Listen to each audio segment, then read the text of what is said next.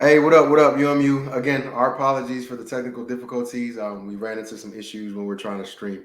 Again, we're gonna pick up right where we left off to get you guys this information. We're in the part where we're talking about our disclaimer. Jay, well, you can come back on. Just a quick reminder: this is not professional financial advice. We're just giving you, sharing some perspectives and some stories from our other members. So if you need some specialized financial advice, please seek out a specialist. So with that, we're gonna go ahead and just jump right into it and introduce our guest. But instead of us taking the time out to kind of put his resume into bullets, we're gonna just go ahead and bring him right on, and he can tell you guys his story. So welcome, JT. What up? What up? Appreciate it. Thanks for having me on. All right, all right. So go ahead and introduce yourself. Tell us a little bit about yourself, your background, and how you came to be who you are today. Yeah, absolutely. So, Jonathan Taylor, I go by Jay Tee. I was born in San Francisco, raised in Sacramento, California. I spent most of my life, as far as, and I'm gonna try to talk from a financial aspect, in a low to middle income family. My parents had the philosophy of you got food in your stomach, you know, roof over your head and clothes on your back. That's good enough. If there's anything extra you want, you're gonna have to go out and go get it. So that was definitely more than enough for us. It did inspire me to be very innovative in how I got money for myself as a young teenager, throughout high school, and kind of doing some side hustles, selling CDs out of the Jordan box suitcase in the mall, 5 for 20, type ordeals. Just doing any kind of side hustles when I was younger, kind of following the footsteps of my entrepreneur brothers. I did have a job, probably my first job when I was like about 15 years old. I was working at Taco Bell.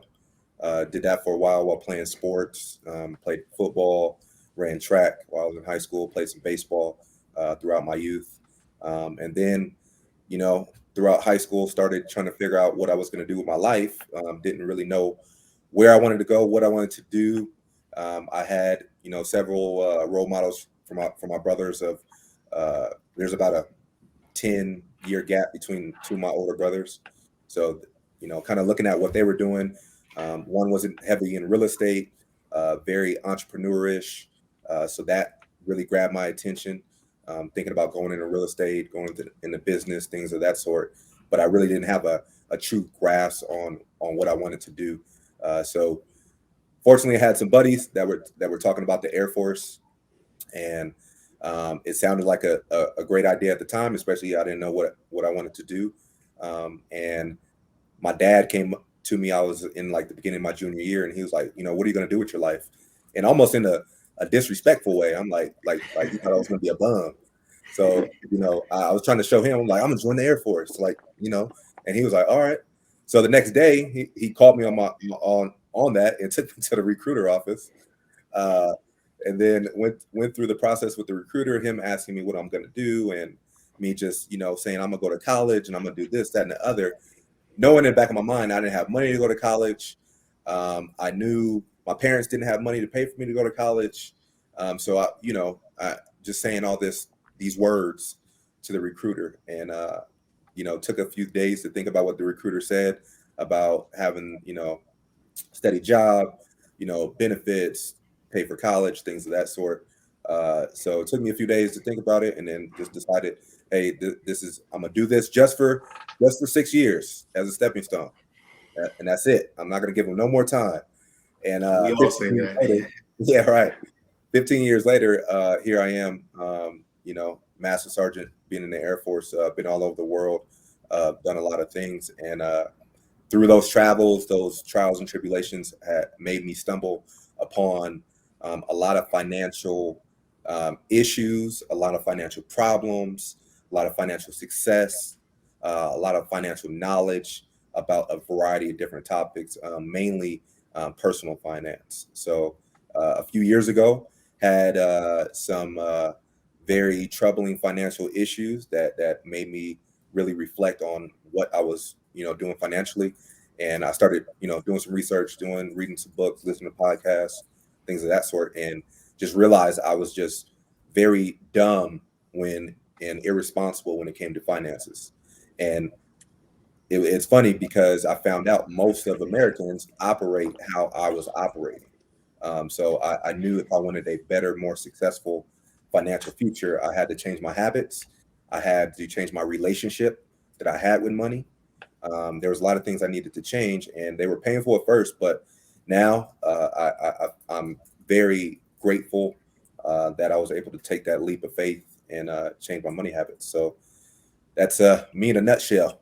No doubt. No Well, doubt. damn, JT. I think some of us been through that same situation, especially on this panel. You know, you go paycheck to paycheck. Something that I want to know is what were some of your early difficulties in your financial journey? So probably the main one was living paycheck to paycheck. 78% of Americans live paycheck to paycheck.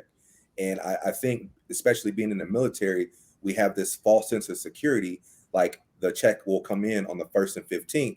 So I can spend all my money because I know I'm going to get another, check on the 1st and 15th. So it gave me a very secure, insecure feeling where I knew I was going to have this income coming in, but I wasn't doing anything with my money but spending it.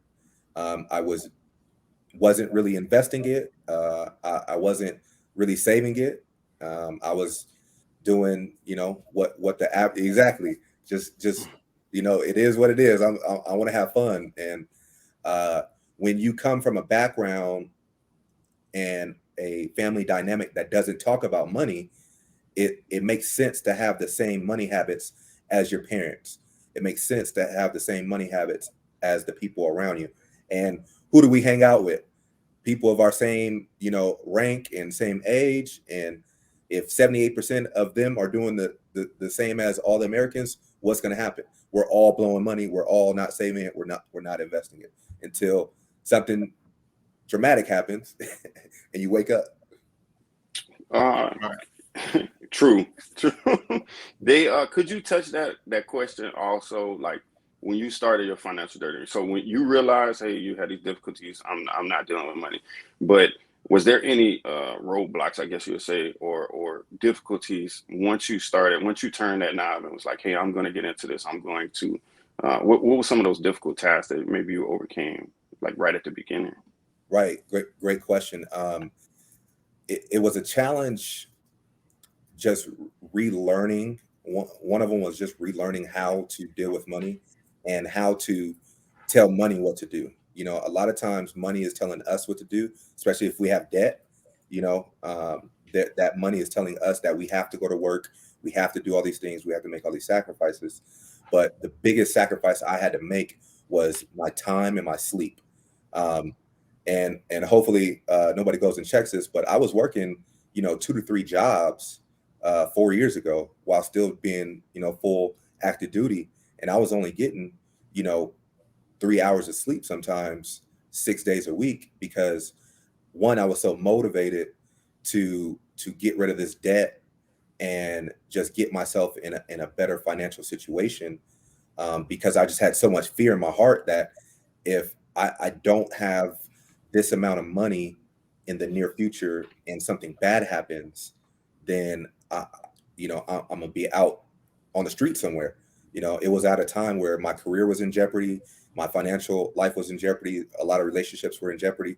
So my life was just going through turmoil, 4 years ago. And it was so important to me to make sure that my finances were on point. And the difficulties I really had was not listening to other people saying that, hey, you need to, come out with us, come spend this money, let's go on these trips and doing like that. So I had to sacrifice all that, a lot of my time. I had no social life at all. It was work. Like I'm going to work, job after job, going to, military job, 7:30 to 4:30, going to another job from 5:30 to 7:30, going to another job from 9 to 2 in the morning, doing that 5-6 days. Yeah. Doing that 5-6 days a week. So it was a challenge. You mentioned in your comments earlier that give the security of that check every 2 weeks, man. There's a saying in the financial world that says something like along the lines that prosperity through your paycheck provides you a false sense of security, right? You tend to overspend because you don't really have that good relationship with money. All right, so now that you talked a little bit about your challenges early on. So what was that first success? What did that look like to you or for you? What was your first success? Oh, that's a good question. So my first success was paying off my smallest debt, which was my star card, military star card, which I had like $1,000 on there. So that was probably my first small victory. And then kind of my second and third victories was paying off my car and my motorcycle. So those were just two huge things for me because that was majority of what I had on my debt.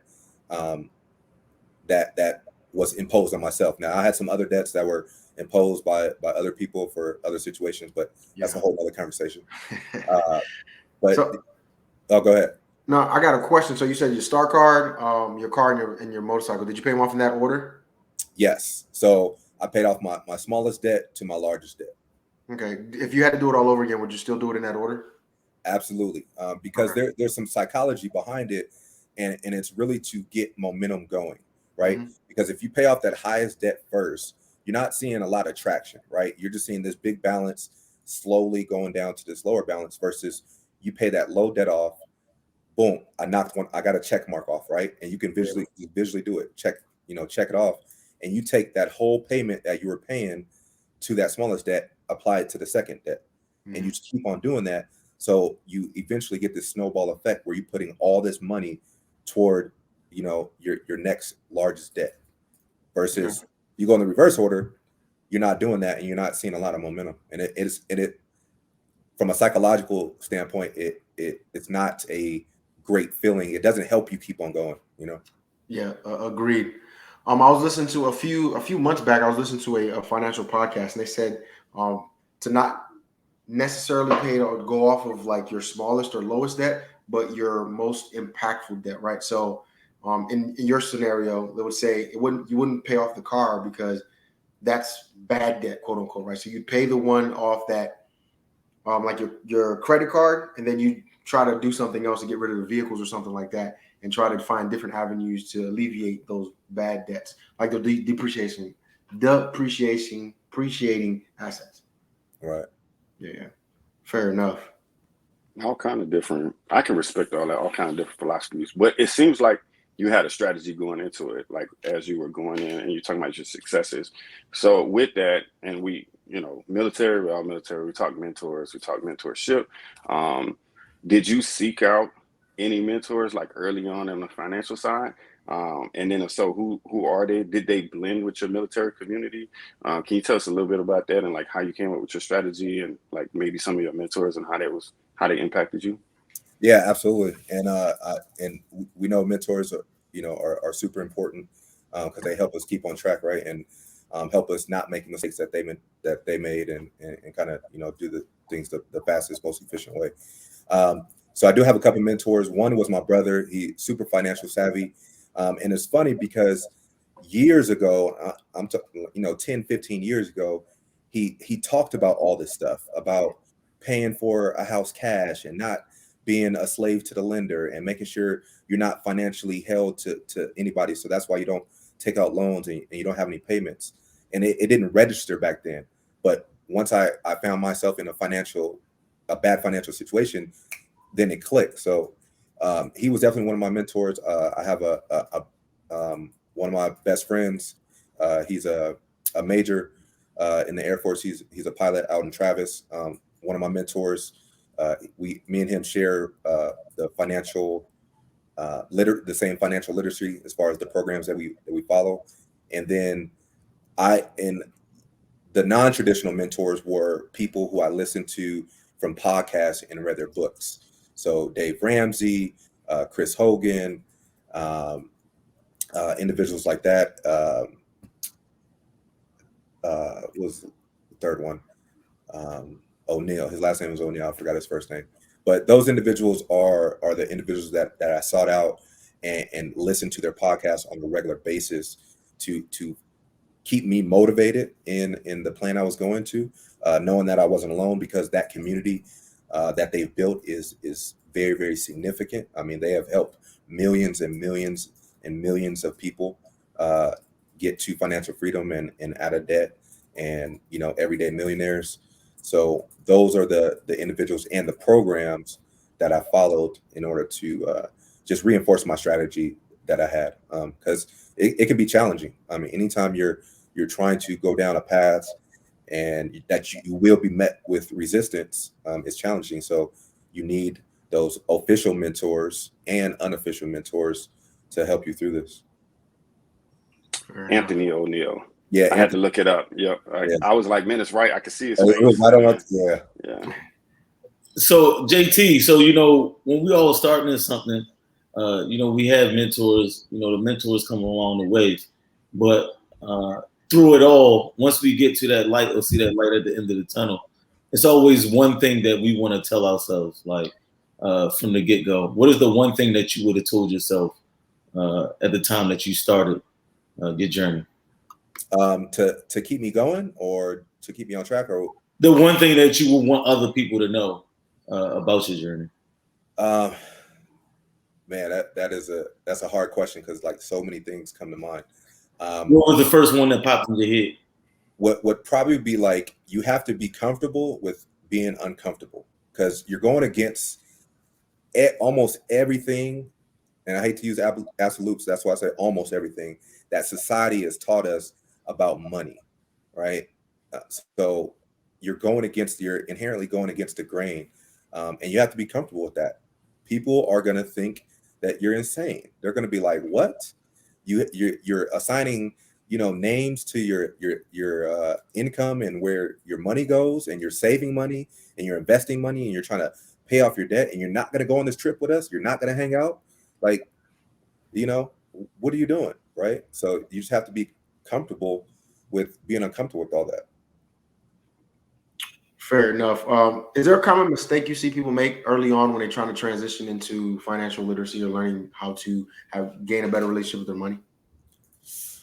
Yeah, I think the biggest, most common mistake I see is not having a budget.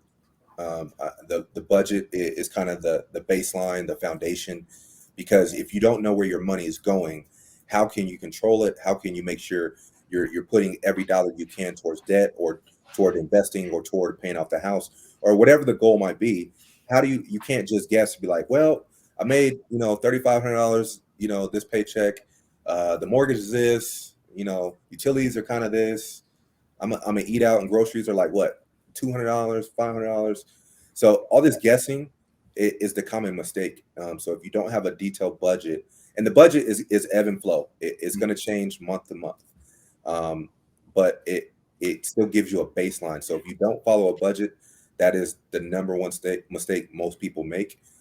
They just think that kind of, if you have a couple of dollars in savings, you have a couple of dollars in investing, and you don't owe too much, you're doing fine financially. And that is not a good mindset to have, or financial. I feel like I'm being targeted right now, because I feel like you're targeting me, because man, that's one of the things I struggle with, man. I don't like crunching numbers. So as much as I have going on, right, with the extracurriculars that I got going on, I don't have a budget, man. I know that's something I've been saying it for years. I need to sit down and actually write what I spend, where it goes, because like you just mentioned, I take this, I put it over here, I save a little bit of that, I invest a little bit of this, and I press on. But Right. You're absolutely right. I do need a budget. Do you have an example one that you can share with the people? Absolutely. So if you go to everydollar.com, it is a budgeting app. It's free. There is a paid version, but personally, you don't need it. But every dollar, the paid version isn't in your budget. No, absolutely not. But and I do it for the reason why I don't pay for it. Do the pay for it the version, because it takes a step that most people probably need out of the process, right? Because you can connect it to your credit cards and your debit card, and so every transaction will automatically go into categories. So I physically, every time I pay for anything, I physically go on my budget and record what I did. But everydollar.com, you can download the app on Apple and Androids and whatever other phones are out there. But it is a very, it has all the categories. You can add categories, take them out, and it's just super easy to use. Like it's very user friendly.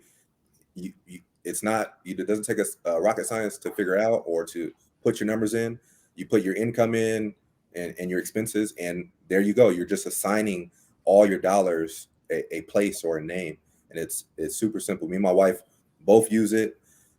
We obviously have joint finances, so every time any one of us spend anything, immediately we go into that app and put it in there, and it releases the guilt of spending, right? So if you know you have $150 to spend in 2 weeks for eating out, there's no guilt in spending some of that money. If you know you have $500 for groceries or entertainment or whatever it might be, you don't feel guilty by spending that money. If you know your ass is broke and you out there spending money, you're like, I don't want to look at my account because I know I shouldn't be doing it. I've definitely been there. Right. At the certain weekend, you be like, I don't even want to look at it. Like, I don't know why I put my card down. And the charges clear on Monday. You're like, my card just coughing. Yeah. If nothing else, I'm definitely gonna do that once we get off of here, because I really do feel like I need a budget, man. I got a lot of stuff coming in and out, and I need to better keep track of it. I have an accountant, right? But she doesn't take care of my everyday stuff. So I definitely think the everyday stuff I should do a better job. Yeah, and same. I have an accountant. We have it that handles like my true investments, that handles our other Roth 401ks and stuff like that. But when it comes to personal finances, I mean, we have a tax person as well. But just because my wife she has her own private practice, so we need some additional stuff to do. But but that personal finance aspect, that is the basis of everything. Can I dig? So I'm gonna get a little personal and trying to dig in, because we keep saying investments, financials, and then you just mentioned the accountant for the Roth. Can you tell me about that process? Like, how did you seek out that individual that helped you out with your accountant?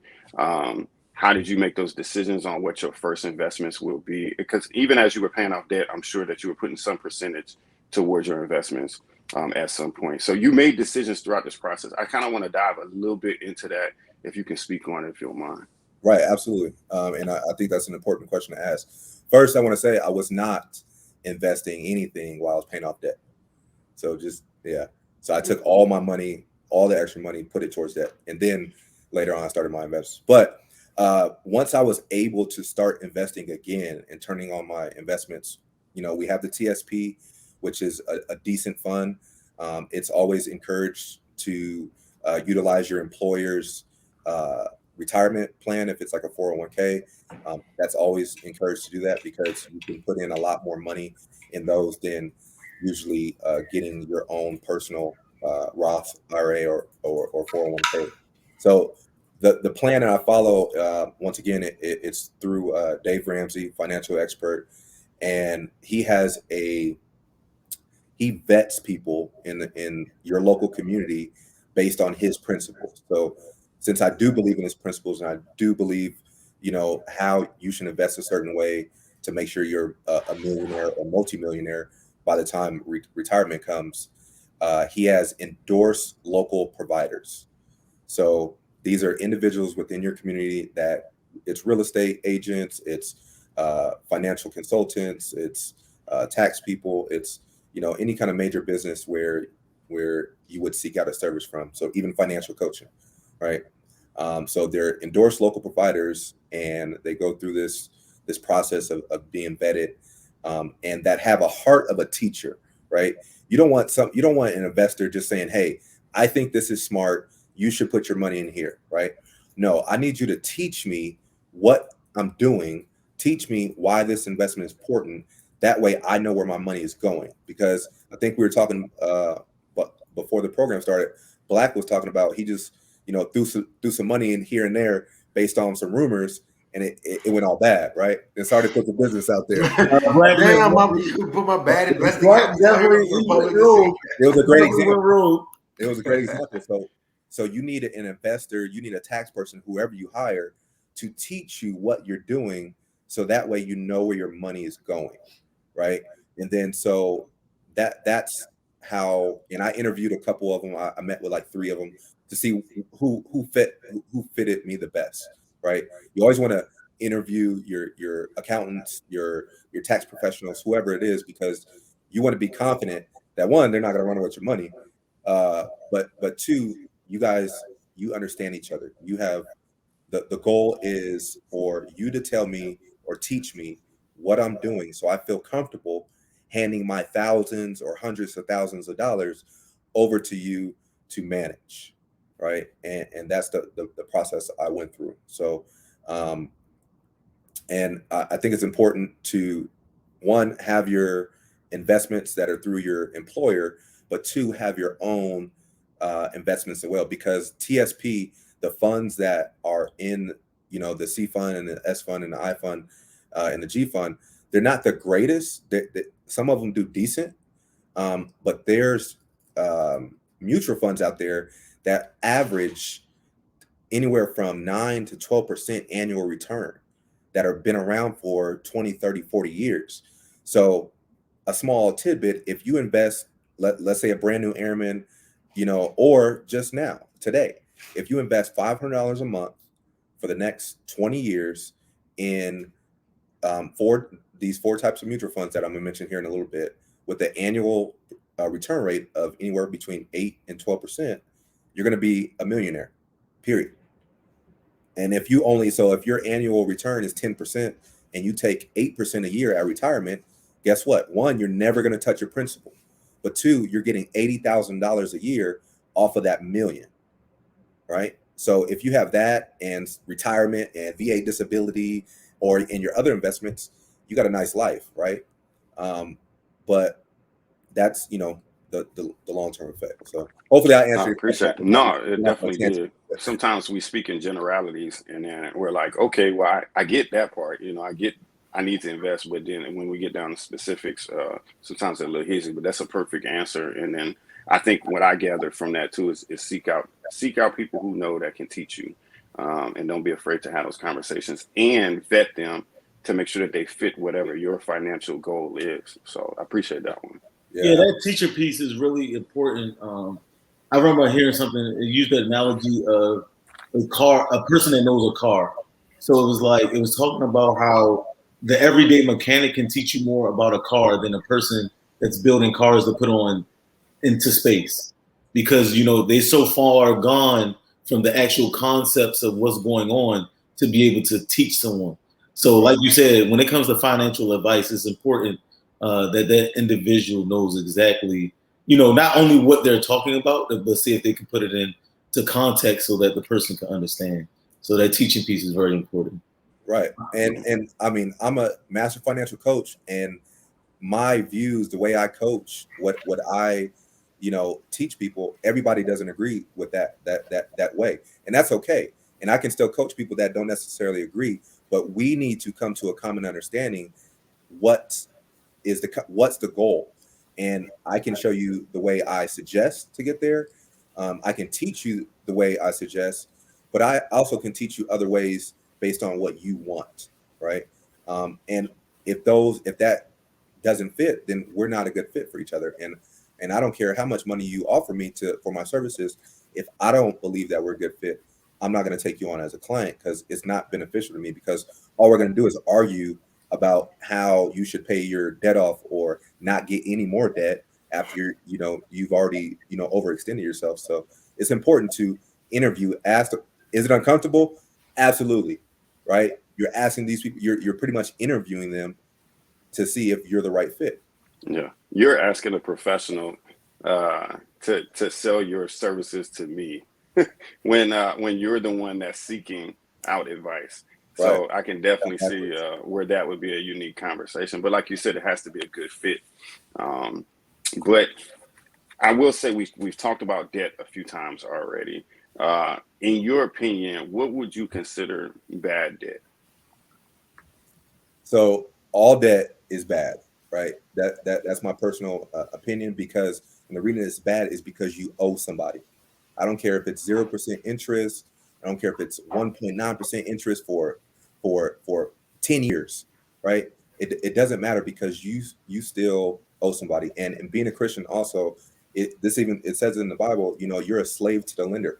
Anybody that you owe, you're a slave to, speaking in terms like that. So you're going to work, you're doing all these things in order to pay for this debt, And people try to rationalize it in their head saying, well, it's 0% interest, or it's a low interest. Like I can take that other money, you know, instead of paying $10,000 up front for this car, if I take this $150 payment for the next 7 years, I can take that other money and do something else with it. But the thing is, usually what happens is they take that money and just blow it somewhere and not invest it or, you know, save it or whatever that they should do with it. So sometimes we lie to ourselves trying to say, oh, this is good debt.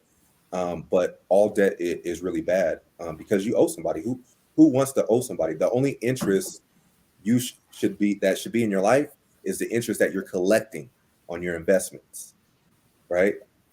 So, I mean, I don't know about y'all, but me, I love interest that I collect and I don't have to pay out. So we're black.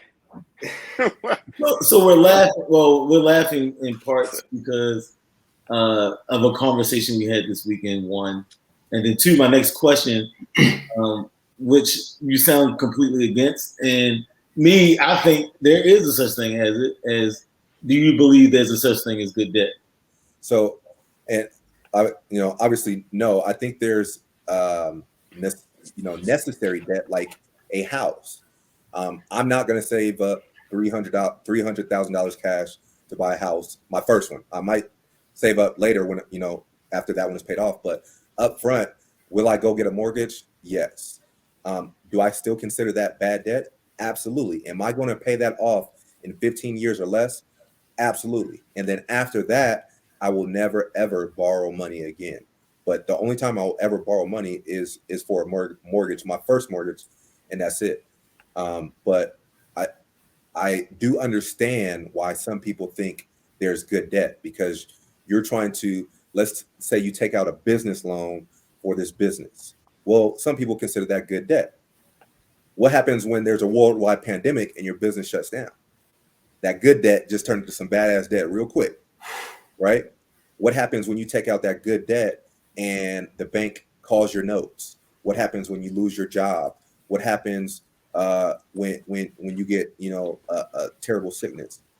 Do those things happen? Absolutely. Do we think it is ever going to happen to us? No, right? It's like those things aren't going to happen to me. But I've been in situations where I've thought I had good debt and my life got turned upside down and all that good debt turned into bad debt. And regardless of the fact, I still owed somebody some money. And so working 3 jobs. Can we? Yeah. Can they? So the conversation we were having not too long ago was like, so I understand your perspective and I respect it as much as I possibly can. And it's okay for us to have different perspectives. But my perspective on debt is, or good debt, not just debt in general, right? So the only thing that makes debt good debt is if it's income generating. So if that debt is tied to an asset, again, just my perspective, if that debt is tied to an asset that's income generating, then it's good debt.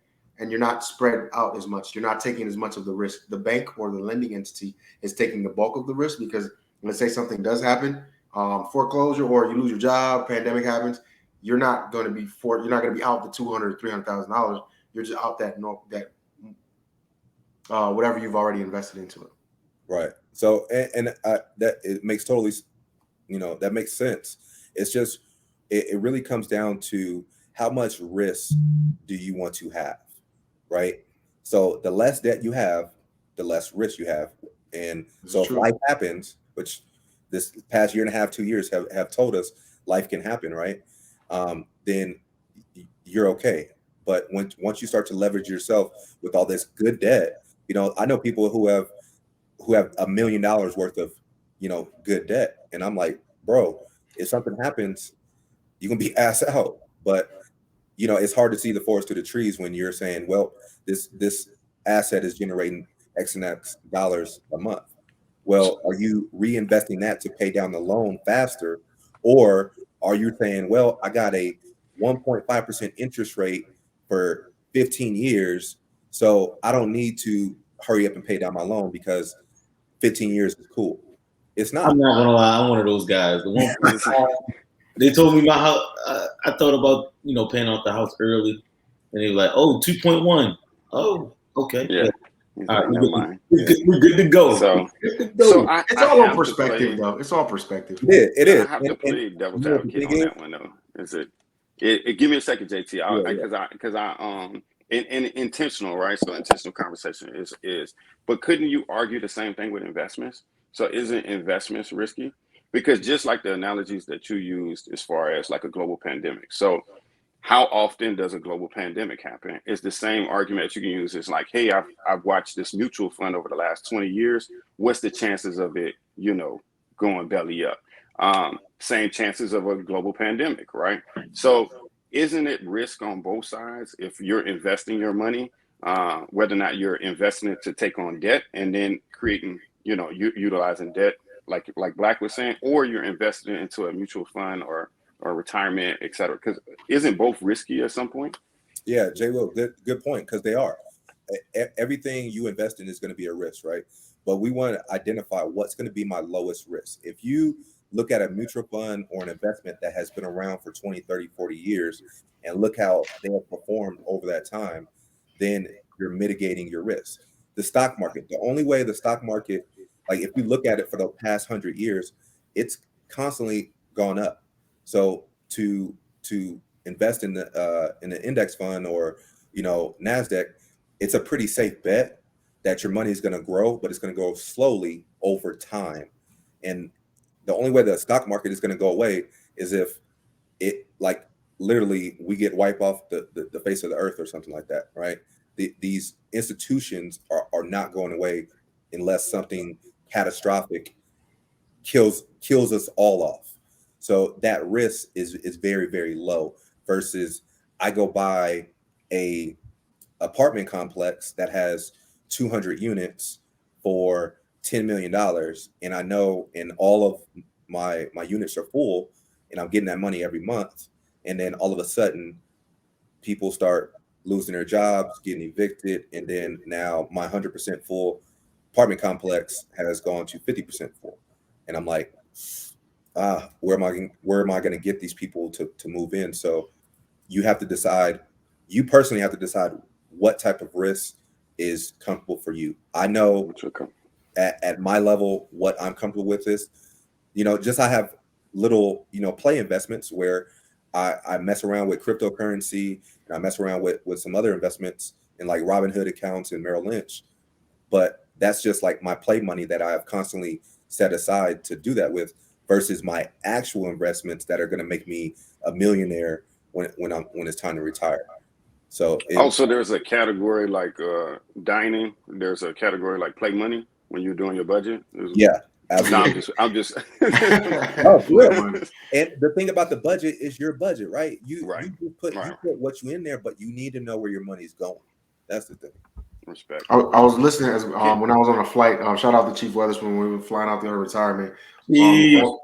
On the way up there, I was listening to the Millionaire Real Estate Investor, and one of the things that the guy mentioned was small money comes fast, but large money comes slow. So you mentioned that a while ago, like the long-term investment stuff. Because a lot of times we get caught up in like trying to make money fast, and that's when we get into our issues. Hence my investment story that Mac brought up, right? It was something happening that I thought I had the inside track on. So I was like, I'm gonna make this call. It tanked. It didn't work out for me. But yeah, sometimes we get wrapped up in the long money instead of thinking long term. We try to think short term, but the long money it's not the case. Black, so my next question, pause sir. Go ahead. 2 seconds. I'm sorry, JT, but just because I know that Chief Master Sergeant Retired Weatherspoon is watching this segment, I would just like to point out that we are still drinking tea and coffee, ma'am. So thank you for the weekend. Thank you for the experience, and my liver doesn't thank your you, retirement. But I do. Yeah, congratulations on your retirement. But go ahead, Black. I apologize. My next question to you, sir, is so we kind of had a few questions lined up, but I'm gonna just skip down a little bit and ask, what are some horror stories that you've heard? Man, so I had a client that, let's see, she was paying for her kids' cell phone bills and some of their rent, plus their college tuition. She had I don't know, probably about $150,000 worth of debt between the house and cars and personal loans and credit card debt. And she, as much as I try to tell her, like, hey, you have, grown kids that need to be responsible for themselves, it was hard for her to see the forest through the trees. So she just kept on over leveraging herself. And it was hard to see because she wanted help, but she didn't want the help that she needed, and that I try to give it to her. That's a small story. I've seen stories where people have taken out car loans and turned them into personal loans to invest in businesses. Where so you can take, you do a car loan, the transaction is never actually complete. You never actually buy it. The car loan turns into a personal loan with a higher interest rate, and they use that money to invest in a business, and then that business goes belly up. And you still owe the loan. What? And you still owe the loan, and you right? still owe the loan, right? So no business, no residual, Thing, man. no vehicle, right? Because that's assed out right there. Yeah, it was like that is like hustling backwards all the way. Right. But you think you got this grand scheme idea about this business venture, and it goes belly up, right? So things like that. It's very unique when people get into certain situations. But the thing about it is, most of Americans have bad situations with money. If you owe money on your house, you have there's people in California I know right now that are leveraging 70 to 80% of their monthly income for their mortgage. So the guideline should be you shouldn't pay more than a fourth of your monthly income for your mortgage, but they're leveraging 70, 80% and only living on that 30. That can only be sustained for, a short amount of time. And that's why I think we're going to see a vast increase of evictions, homelessness, and foreclosures. And so just like what happened in 2008, there's going to be a lot of houses on sale. So people who do have a lot of cash in the bank are going to be cleaning up here in a couple years. If you plan on it, one more question to kind of, because you mentioned it a little bit as far as people getting overextended. One thing we haven't covered is how do you protect your money? Do you have any advice on how do folks protect their money and assets, investments? So, obviously there's always a risk, even when you're working with investment professionals, things like that. The best way to protect your money, I think, is whatever you're investing in. One, make sure you understand it. That's a form of protection, because if you don't understand what you're investing in, then it's super easy to lose your money. Make sure that you have a emergency fund. That's another way of protecting your money, protecting money that's coming in as well. Ensure that you have safeguards, insurances, like your debit account is insured. So if somebody takes your information and spends $10,000, you get that money back. That's super important. I know all bank installations do not offer that protection. So just ensure that your money is protected in that way. And then always check in on your accounts on a regular basis. So every morning I wake up, I check all my checking and savings and small investment accounts. I check my TSP probably a couple times a month. And I check my other investments with my investment guy probably once a month, just to make sure everything's on track. And I have a constant, probably once a quarter check-in with him to make sure that everything's going to plan and he didn't run off to Venezuela or something with my money. I got him. What about like insurance policies? I've heard some people say like umbrella policies or establishing a trust for your life insurance and things like that. Right. And people think that you need to be like super wealthy for trust and stuff. You really don't. If you have a couple different types of investment accounts and a family, and you have a bunch of different life insurance policies, a trust is definitely not a bad idea.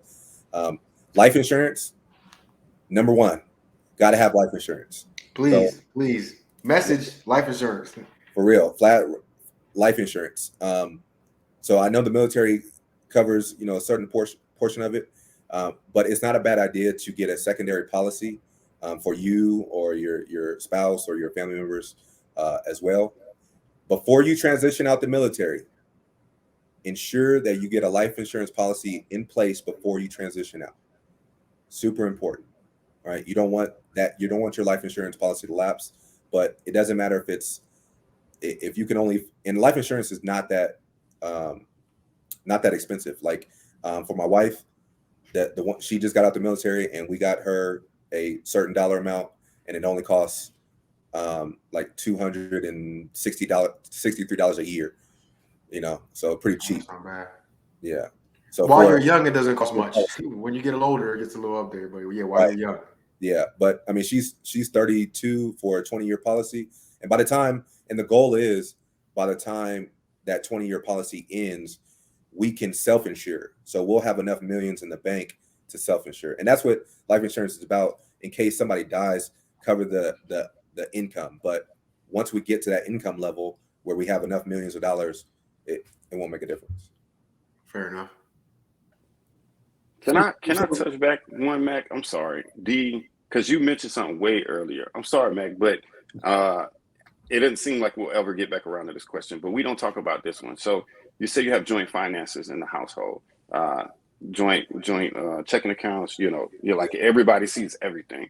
Right. How did that conversation first go in the household? How did each other convince? Was it easy? Was it hesitant? Like, can you bring us a little bit through that one, and how'd you navigate that?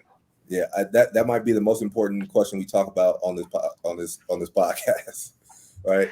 I think it is. So a simple way to put it: if you are married, and even in the traditional marriage vows, you are saying that you are one. You're saying, your problems are my problems.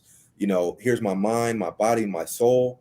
You're saying, I want your babies, and I want all these things. I want this life together. We're one, right? Except my money, right? And it blows my mind why people think like that, because especially when finances are the number one issue of divorce in the country right now. Financial problems and financial not having being on the same page with finances. But I actually started that conversation when me and my wife were dating. So I told her jokingly that, hey, if you're not out of debt, we're not going to get married. But that was a joke. I sure was. Right. Yeah, she got kind of heated after that, but I was like, nah, I was just playing. But I did tell her, say that, hey, I want to have a certain financial future, and we need to be on the same page about finances. We need to make sure once we're married, your debt is my debt, all those things. But we have to combine everything, because if we're not paddling the same direction, it is hard to achieve the same goal. So if you're doing something over here and I'm doing something over here, there's eventually going to be some type of disconnect, because if I go out and spend my whole paycheck on gambling or going out or alcohol or whatever it may be, or clothes, right? And then I'm like, baby, I need some money to get some groceries or to get some food or some gas. And she's gonna be like, where's your money? I spent it all, right? You got two people doing two separate things, not going toward the same goal. So for me and her, luckily, it wasn't that bad of a conversation. She was a little shy at first because she felt like she should be in a different place with money based on where she was in life, and she wasn't. And me coming in, being in a better place, I think there was some shame there, something like that. But I did my best to reassure her and just say, hey, it doesn't matter where you are financially. All we need to know is that this is where we're going to start, and we're going to, these are the habits we're going to have moving forward. So even while we were dating, we still we didn't join finances, but we were starting to go on the same path.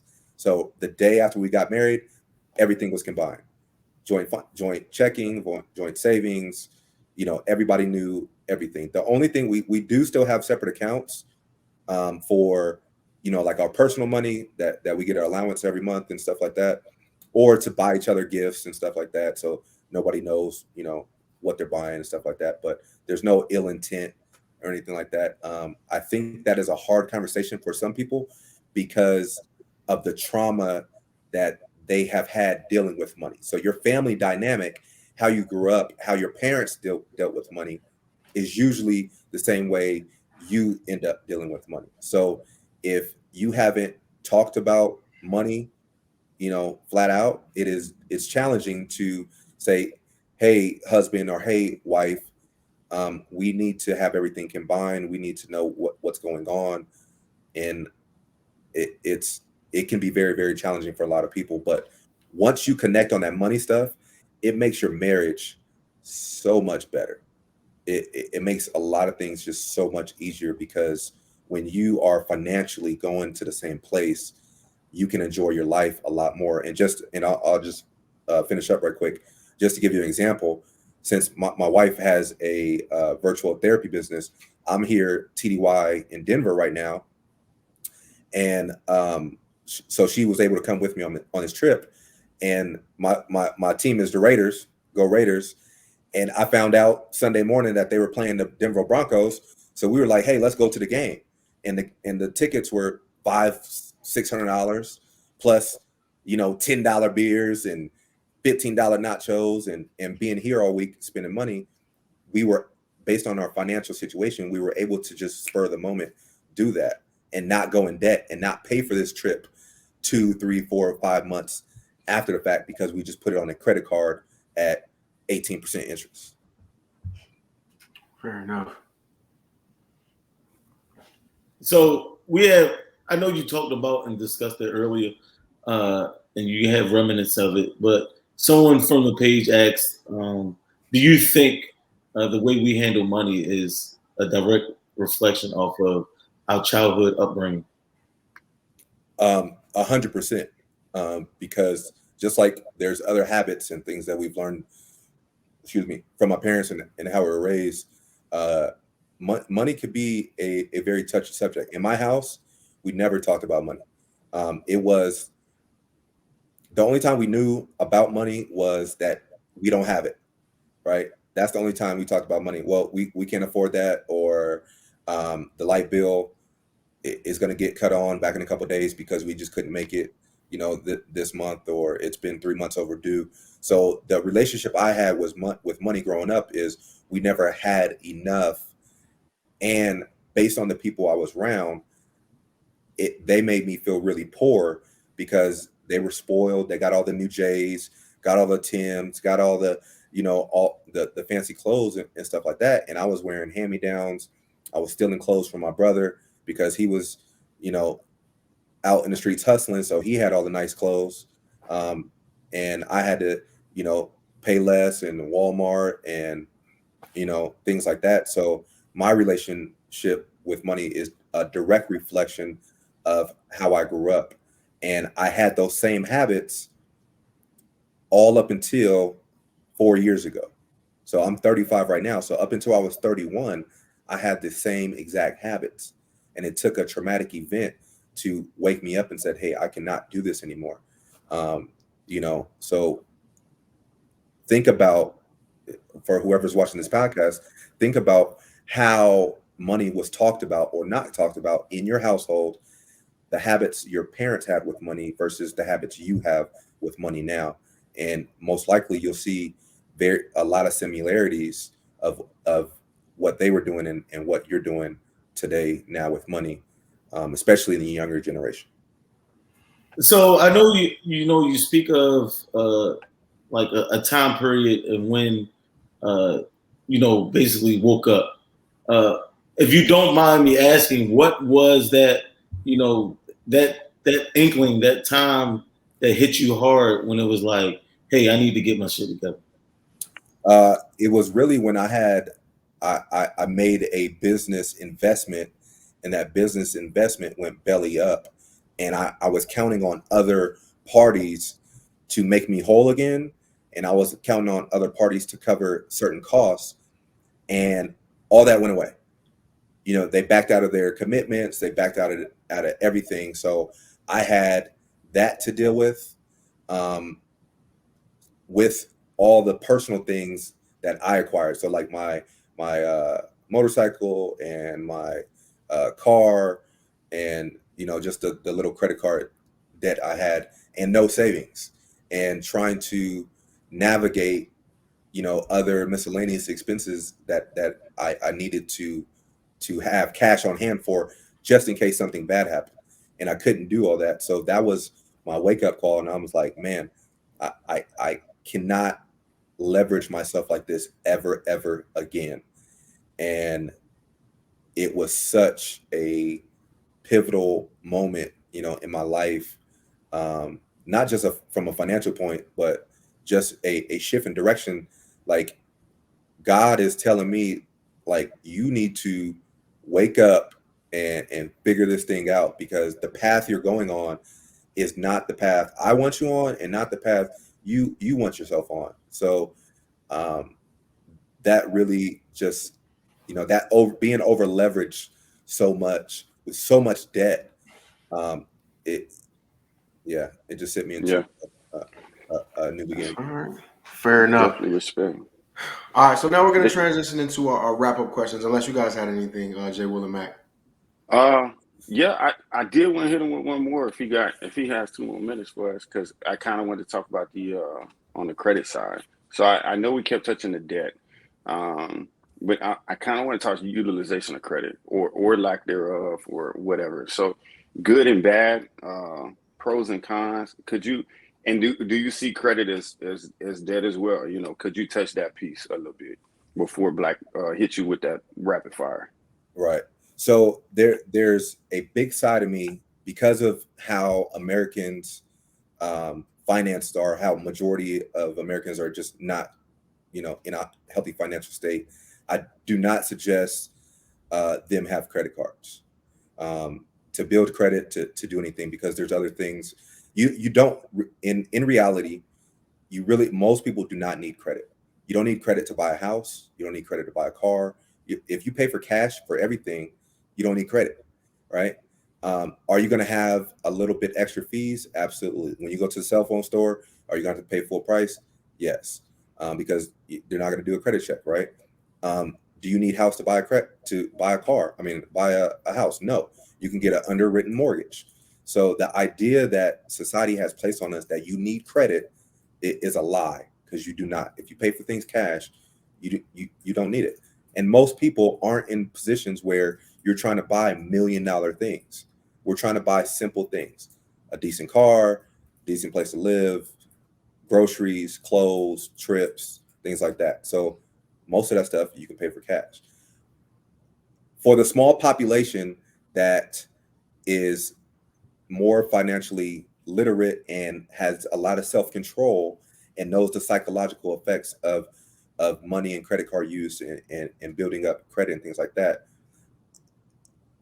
using a credit card is fine if you use it like a debit card, right? So you pay it off every few days, right? You rack up your points, you get free stuff. Like for me, I do have an American. I love my points. Yeah, right. I do got a platinum card, right? I got an American Express, but I have it because of the military benefits, because it's a free, you don't have to pay any annual fee.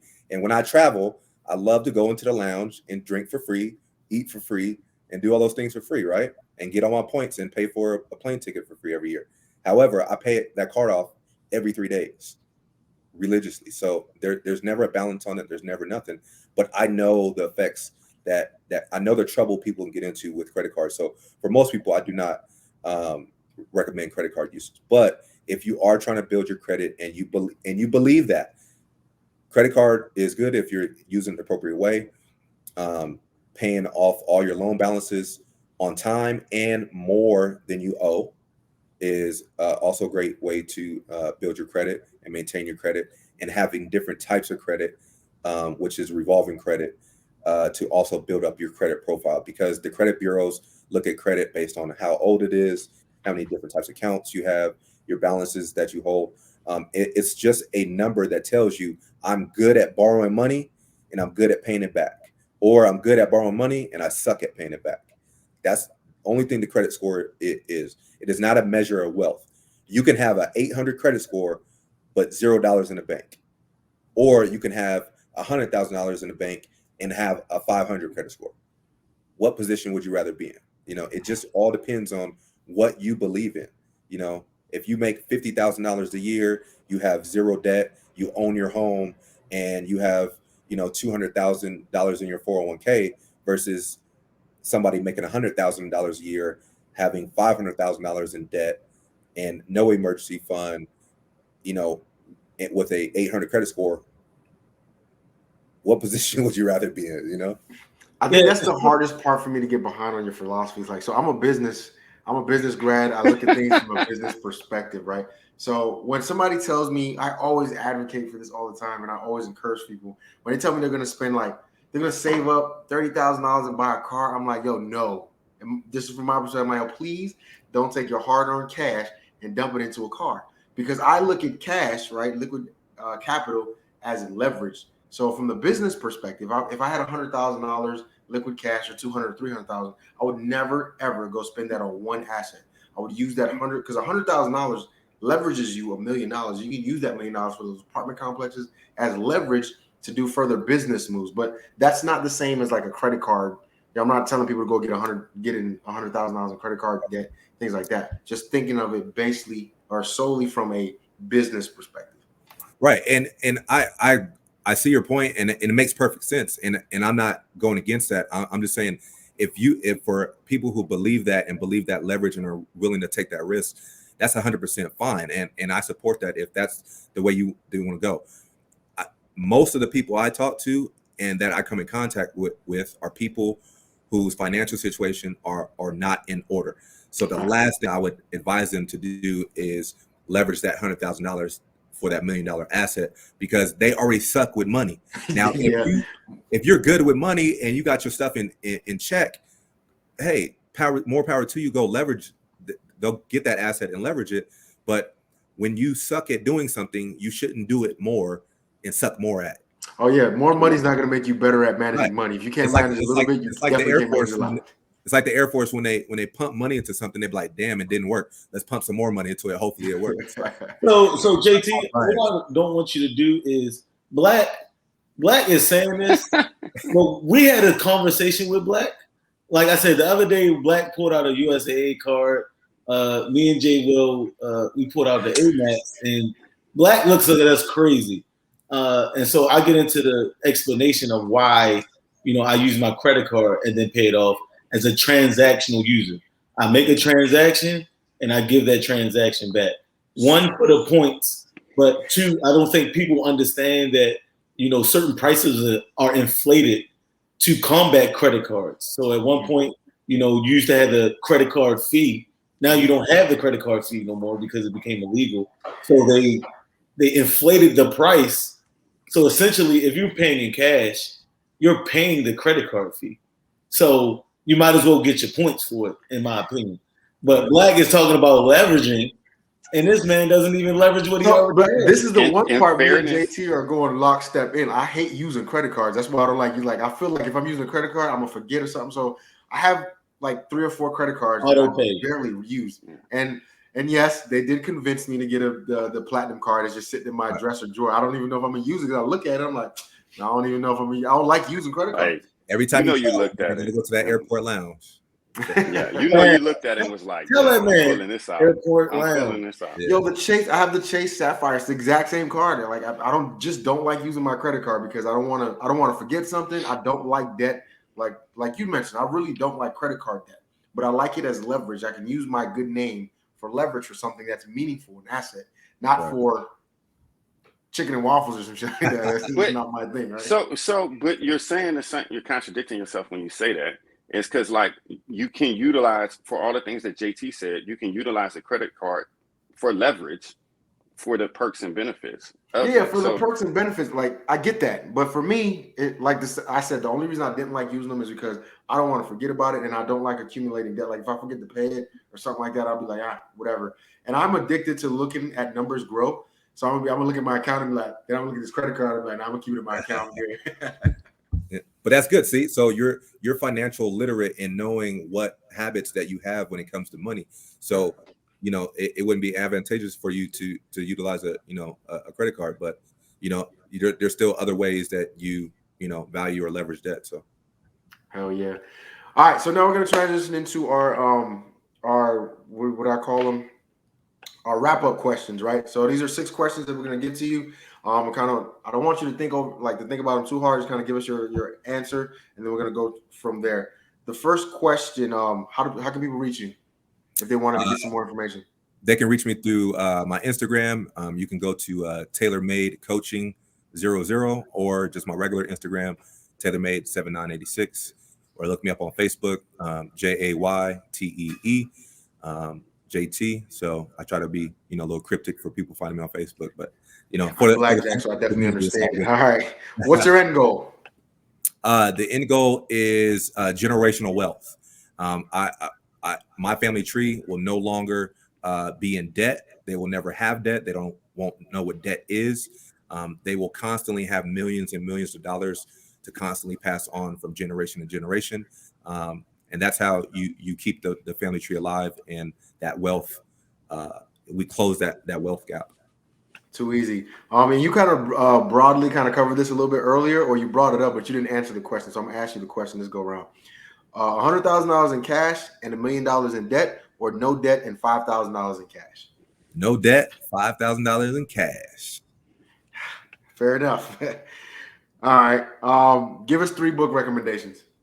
So Everyday Millionaire by Chris Hogan, The Total Money Makeover by Dave Ramsey, and The Proximity Principle by Ken Coleman. And that's not necessarily a financial book, but your biggest wealth building tool is your income.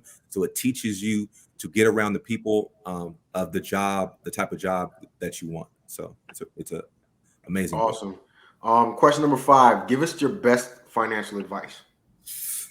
Whoo! All right. Not thinking too deep in there.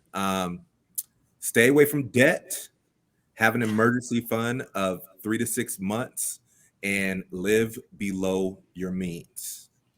That part, I like that. And invest in mutual funds that give you an 8 to 10% return. Nice. Mutual funds. I got to look that up, man. I really don't do mutual funds like that, but just because, well, we'll get into that different time. If you got TSD, you got mutual funds. Oh, well, then true enough. The last question. They say the second half of a man's life is made up of the decisions he made in his first. So what are some decisions that you're making now for a better second half? Be specific.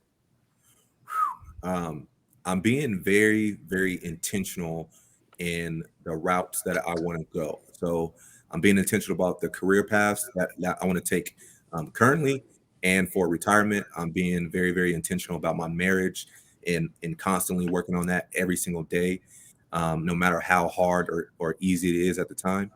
I'm being very intentional about our finances and where we want to be 5 years from now, 10 years from now, 20 years from now, and just developing a better life than I could have imagined for me and my family. So my biggest thing is just being a lot more intentional than YOLOing it, because my first half of my life was, in them streets, doing them things, and it's not about that anymore. So just being more intentional.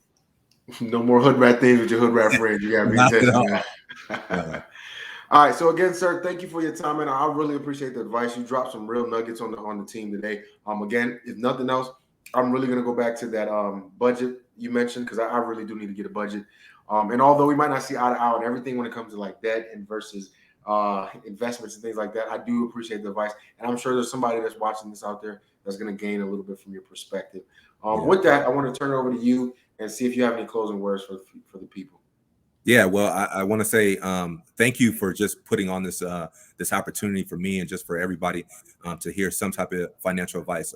I wholeheartedly believe that we don't get enough from just the general population about financial literacy, but also in the military. We don't have enough resources from our younger airmen to our older airmen, Big A.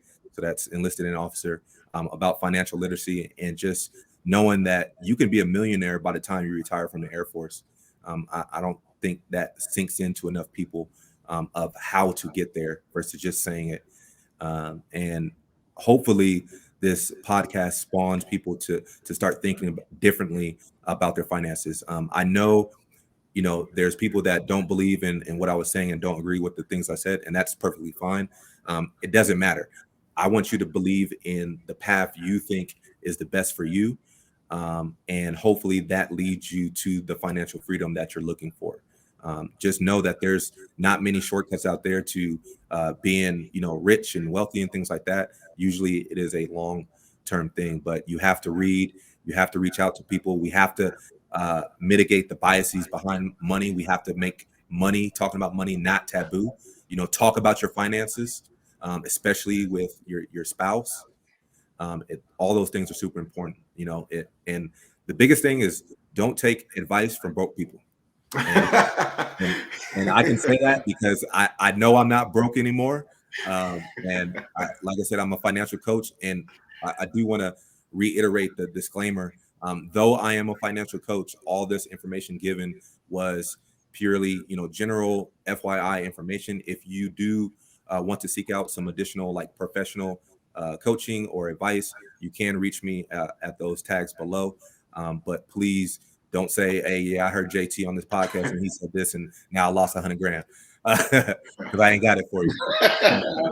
But I do want to thank Black, Mac, and Jay Will for having me on and making sure, these messages got out. So hopefully we can do this again, a follow-up session, in the future. Hell yeah. Hell yeah. Mac, what you got for closing remarks? Just want to say I appreciate JT.